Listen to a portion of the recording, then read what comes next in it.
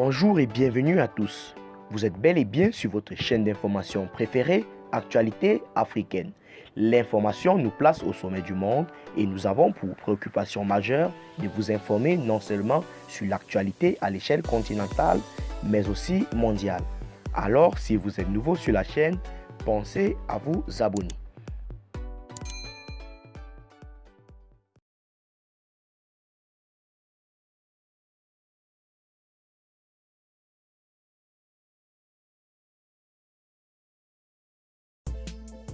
Eh bien les amis, merci de toujours rester scotché à votre chaîne d'information Actualité africaine.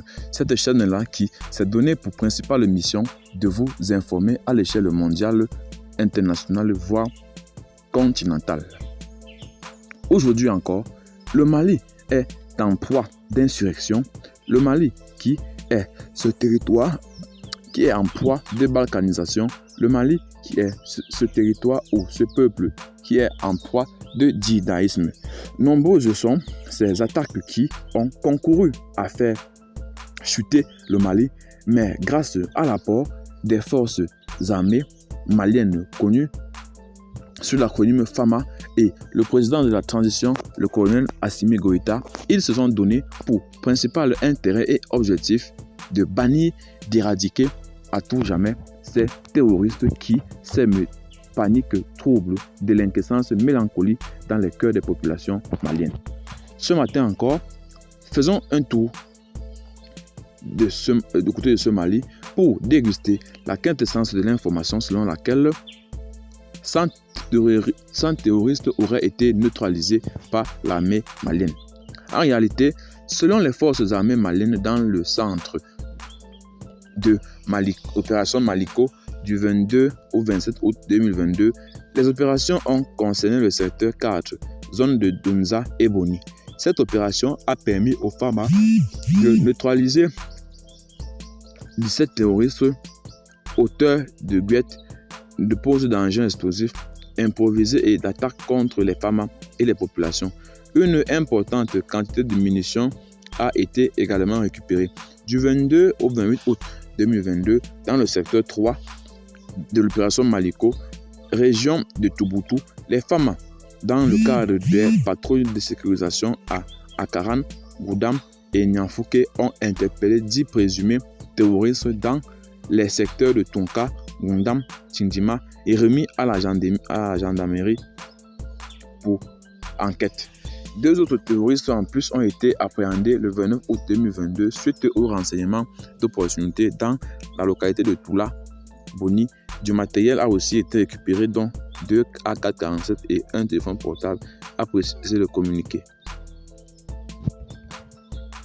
De plus, selon le communiqué du 29 août 30 août dans le secteur 5 de l'opération Maliko, région de Ségou, le détachement FAMA de Nyono a neutralisé 10 terroristes et récupéré 5 motos, 6 AK-47, 1 PKM et 2 radios.